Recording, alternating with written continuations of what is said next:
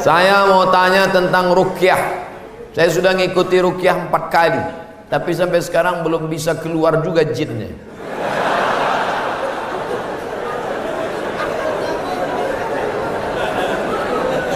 Nanti pergi ke Pekanbaru, mana tahu hari libur, di belakang Hotel Premier ada Masjid Al-Falah. Ini nomornya, catat. Mana tahu ke Pekanbaru. Mungkin sama Ustadz ini jin itu tak takut, yang ini dia takut. Catat nomornya. Ketua Asosiasi Ruqyah Indonesia Provinsi Riau Daratan. Namanya Ustadz Saifullah. 0812 768 9119 0812 768 9119. Kalau emergensi 911, kalau diganggu hantu 119. Datang ke sana, jadi tak salah kita coba. Kalau siang namanya Ustadz Saifullah, kalau malam namanya Ustadz Zafrullah, di masjid yang sama. Mana tahu kebetulan ke Pekanbaru malam, datang ke masjid yang sama, namanya Ustadz Zafrullah. Ada orang 7 tahun nikah tak punya anak, diruqyah sama Ustadz Zafrullah, punya anak. Pas ditanya kenapa, rupanya ada jin yang menghalangi pertemuan antara sperma dengan sel telur, dihalanginya sehingga tak jumpa. Jangan. Dibacakan usir. Kata Ustadz Saifullah, ada pula bencong LGBT di ruqyah sehat, ternyata yang masuk tuh jin bencong. Jadi saya tanya, Ustadz, jadi ada jin tuh bencong? Ada, kata dia. Itulah yang dimasuk ke dalam. Itu. Ustadz, udah di ruqyah 2-3 kali tetap juga sakit. Berarti tidak. Pemarah, laki saya ini pemarah Ustadz. Sudah di ruqyah 5 kali tak juga hilang marahnya. Berarti tak salah jin. Memang dia pengamuk. Makanya kadang kita kasihan juga sama jin nih. Sikit-sikit salah dia. Sikit-sikit salah dia. Aku tak selamanya salah, kata jin. Ustaz, ayat yang dibacanya kan ayat kursi. Coba saya dengar yang dibacanya itu ayat kursi. Kenapa kita yang baca, kenapa jin itu tak keluar? Ini bukan masalah pistolnya, tapi man behind the gun. Orang yang punya pistol. Kita bacakan Allahu la ilaha illal qayyum la ta'khudhuhu sinatun wa la nawm lahu ma, tak mau dia keluar, malah ketawa jin. Ditanya, jin, kenapa kau tak mau keluar? Sesama hantu di dalam saling mengusir. Hantu ngusir hantu, mana mau? Yang membaca itu ulahnya 11-12 macam hantu. Apa hukum suami menyembunyikan uang gajinya? Kadang memberi istri sikit, padahal gajinya besar. Berapa tadi hak ibu? Ingat, berapa hak ibu tadi? Makan, pakai, tempat tinggal, pendidikan, perhatian. Kalau kurang, maka laki-laki ini dituntut di hadapan Allah Subhanahu wa taala. Hai laki-laki yang gajinya banyak tapi mengasihi bini sikit, maka ingat 5 ini mesti kau tunaikan. Alhamdulillah Ustaz Somad, dulu selama ini abang tuh cuma 100.000 lah dikasihnya. Setelah mendengar ceramah Ustaz tadi malam, bertambah berapa? 110. Tambahlah. Nabi sedang duduk. Nabi duduk-duduk di bukit Safa. Datang seorang perempuan namanya Hindun. Apa kata dia? Ya Rasulullah, inna Aba Sufyan rajulun sahih. Suamiku itu orangnya pelit. Boleh tak aku ambil duitnya untuk makan anak-anakku? Kata Nabi, ambillah. Itu dalil boleh mengambil duit laki yang pelit. Tapi kalau kurang, kalau udah cukup jangan ambil lagi. Saya tak tanggung jawab. Nanti dia ambilnya semua.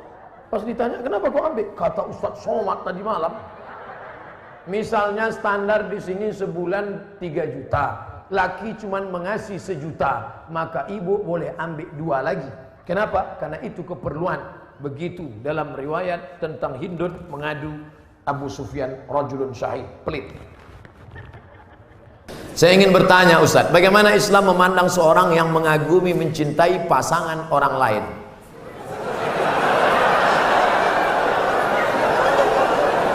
Bagaimana pula jika orang itu memiliki perasaan yang sama dengan kita?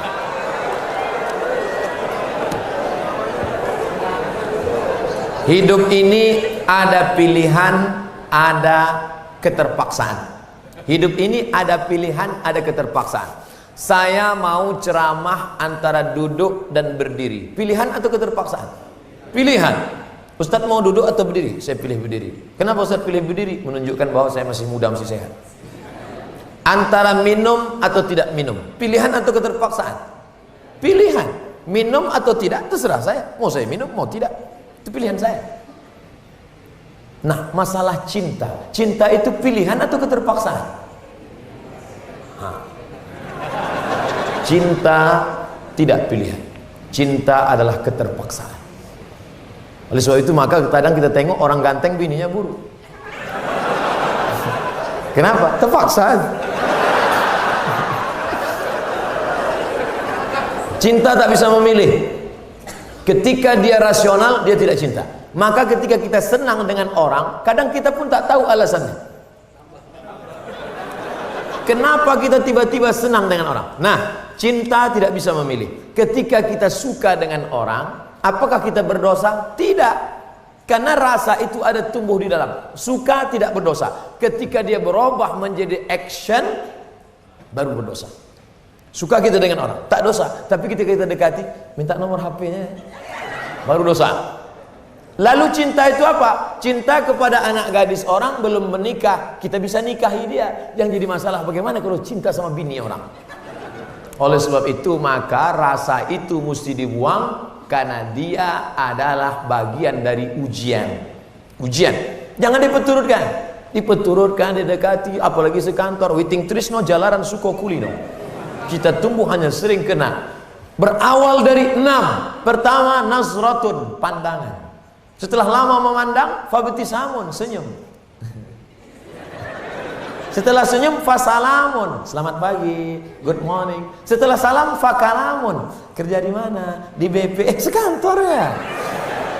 Setelah fakalamun, famau'idun, janjian. Bisa ketemu kita nanti siang? Oke. Sukanya makan apa? Ayam panggang. Sana kalau gitu, iya. Faliqaun, pertemuan. Setelah pertemuan, bekerjalah setan, lalu kemudian makan bersama, makan siang. Apa kata orang Inggris? No free lunch. Tak ada makan siang yang gratis. Akhirnya terjadilah apa yang terjadi. Maka kalau ada bibit-bibit itu terasa di dalam, tekanlah dia, jangan lagi pandang, jangan diperturutkan. Itulah nilai jihad.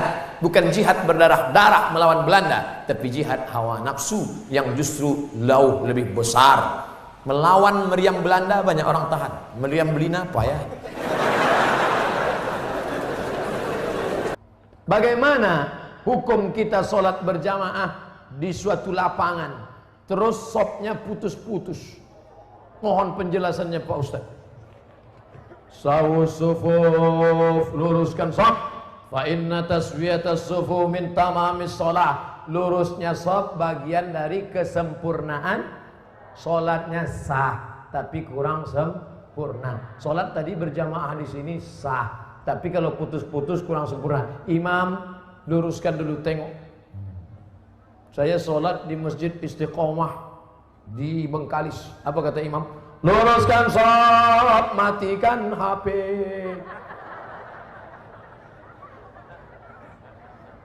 Ada pula di masjid lain, luruskan shaf, angkat kaki celana.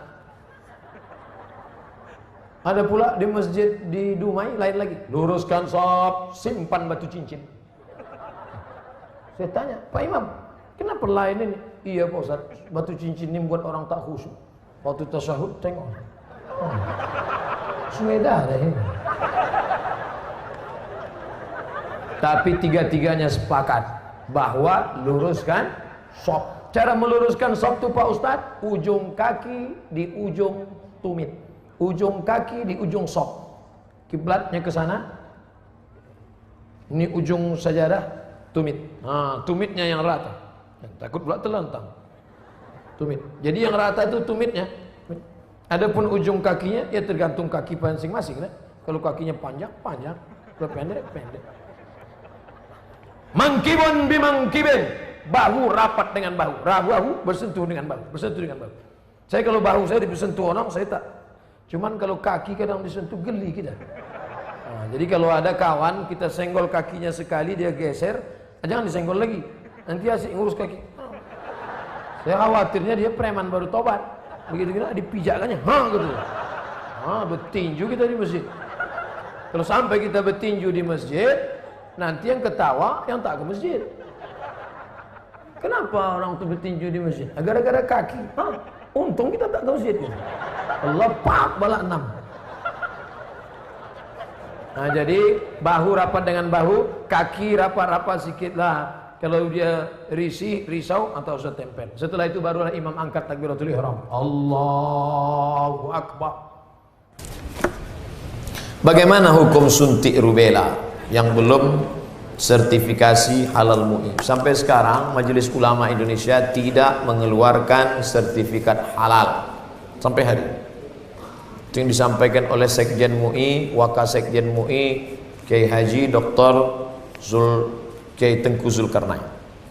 Oleh sebab itu kalau ada yang memakai itu alasannya karena darurat. Karena kata dia kalau tidak disuntikkan ini anaknya sakit cacat, mati. Kita kalau dipilih antara dua, mati atau makan babi, pilih mana? Makan babi. Tak boleh pilih mati.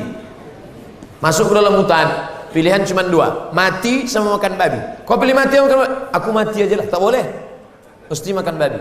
Ambil kecap, colek-colek babi itu.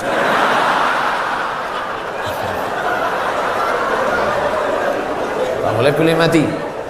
Nah, jadi kalau bapak ibu takut anak itu cacat, sakit, dipakainya hukum darurat itu. Ustadz Somad, saya tanya emak saya ini orang kampung. Mak, aku dulu waktu kecil ada disuntik cacar, suntik ini enggak. Kau dari kecil tak pernah disuntik. Asal datang dokter puskesmas, kularikan kau ke hutan. Sampai sekarang saya hidup, tak ada sakit. Pernah ada trapel ngajak saya umroh. Ustadz, kapan Ustadz ada kosong mau suntik? Kalau kalian mau berangkat, berangkat. Tapi aku terus terang tak bisa suntik. Kalau tak dapat visa Pak Ustadz, saya tak berangkat. Sampai hari H saya tak suntik. Tak bagaimana ceritanya mereka dapat visa, berangkat. Katanya kalau tak suntik sakit mati. Tak mati. Tapi ini tak bisa jadi hukum. Saya tak mati, yang mendoakan saya banyak. Nah, sebanyak ini mendoakan. Mana mumpan kuman-kuman virus-virus?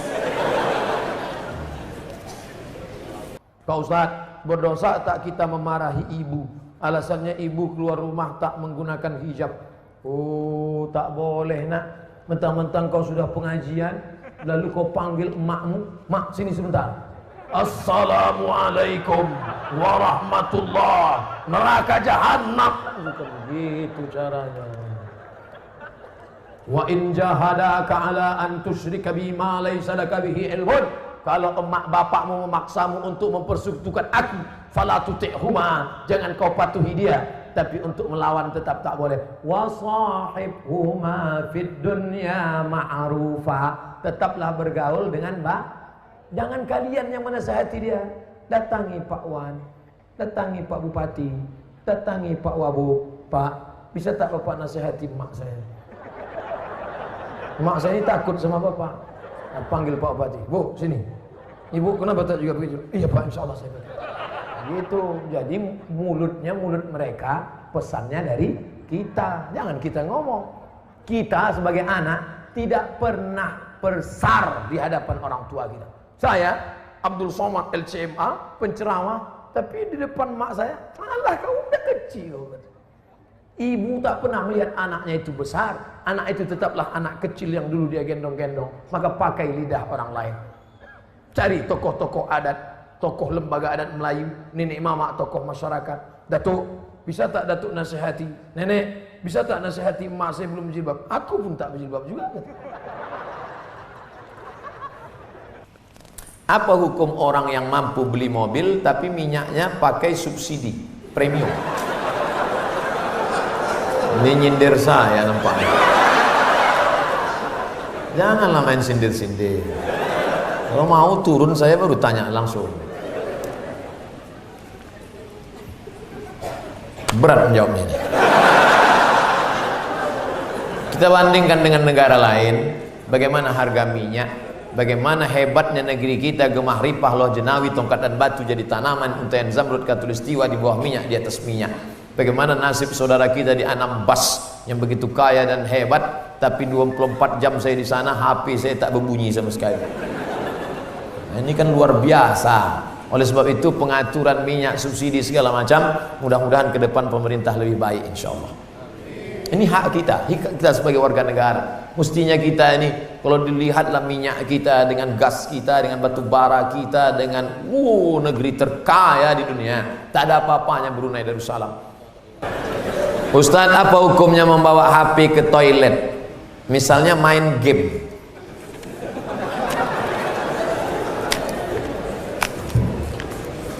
Ada orang buang air besar sambil main game.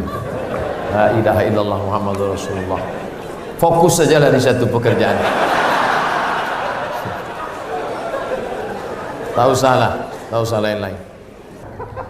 Pak Ustadz, saya mau nanya, apakah orang yang bertato itu tidak diterima sholatnya? Ada orang pakai tato. Apa tulisan tatonya? Orang yang bertato tidak diterima sholatnya.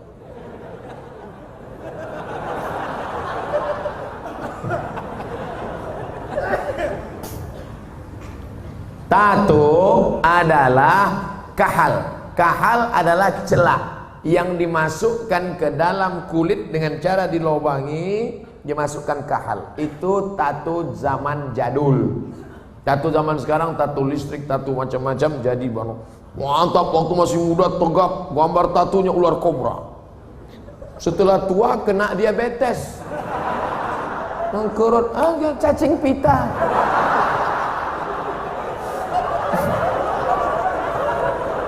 Sebelah kanan gambar burung gagak yang sedang ingin terbang menangkap serigala. Tiba-tiba karena sudah tua, kurus, keriput, gambar burung puyuh. Dulu preman tengik, sekarang tobat. Nah, apakah setelah tobat dia perlu menyetrika tatunya? Tobat, sekarang ada cacing pita, mau disetrika lurus. Maka saudara-saudaraku yang sudah bertato tidak perlu menyetrika tatonya, wuduknya sah, air wuduknya masuk, sudah dikaji oleh para ulama, tidak perlu membuang tatonya. Hanya saja kalian yang dulu mantan-mantan petato perlu membuat komunitas tato tobat, KTT. Disangka orang konferensi tingkat tinggi. Ternyata komunitas tato tobat. Yang nggak punya tato nggak boleh masuk. Ada yang tatonya seperti Yakuza, ada bertato semua, ada sebelah mukanya tato semua isi. Tiba-tiba ada satu pesertanya nggak punya tato. Loh, sampean nggak ada tato kok bisa ikut? Ternyata tatonya cuma satu tai lalat. Dulu pengen jadi Rano Karno, nggak jadi. Dulu sama-sama dulu kan ada anak-anak muda ingin jadi Rano Karno, disuntik, ambil jarum, tusuk, kasih spidol. Ustaz kok tahu? Saya dulu nyoba juga. Nggak jadi. Nah, bagi yang belum punya tato jangan buat tato.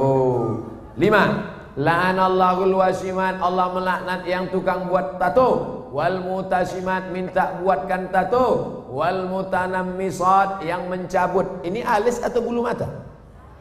Alis, mencabut alis. Ini jangan dicabut. Ini mau nikah, wah dicabut, cabut. Gak mempan cabut, dicukur. Wah, hilang. Tukang buat tato, minta buatkan tato, mencabut bulu mata, alis mata. Wal mutafallijat, mengotak-atik gigi. Gigi sudah bagus, dia otak-atik, kecuali giginya memang gak wajar. Setiap melihat dia senyum, pingsan 3 orang. Hai, pingsan. Itu boleh. Pakai kawat. Dulu seingat saja kawat itu kan untuk pagar. Sekarang gigi pakai kawat. Hari Senin ungu, hari Selasa merah, Hari Rabu pink setiap ketemu. Itu nggak boleh, mubazir, sakit. Pokoknya merubah yang nggak wajar jadi wajar, boleh. Merubah yang nggak normal jadi normal, boleh. Tapi yang sudah normal jadi abnormal, nggak boleh. Nah, oleh sebab itu yang bertato, kalau ada imam kita bertato, nggak usah dipermasalahkan.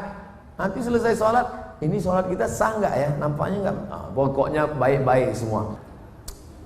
Kalau orang tua saya sebelum meninggal berwasiat kepada saya untuk pergi haji, apakah saya harus memenuhi wasiat itu apa tidak? Sedangkan saya belum naik haji. Bagaimana balasan? Dia wasiat haji gini. Duh, iki ono uang 50 juta. Nanti kalau saya meninggal, kamu harus menghajikan saya. Anak ini bolehkah menghajikan bapaknya? Boleh, dengan syarat dia haji dulu. Namanya badal haji. Nah, boleh nggak dia pakai uang ini untuk berangkat haji dia? Nggak boleh, karena uang ini untuk menghajikan bapaknya. Oh, rupanya mikrofon ini nggak boleh kuat-kuat, karena bapak ini menghajikan makanya nggak boleh menghaji.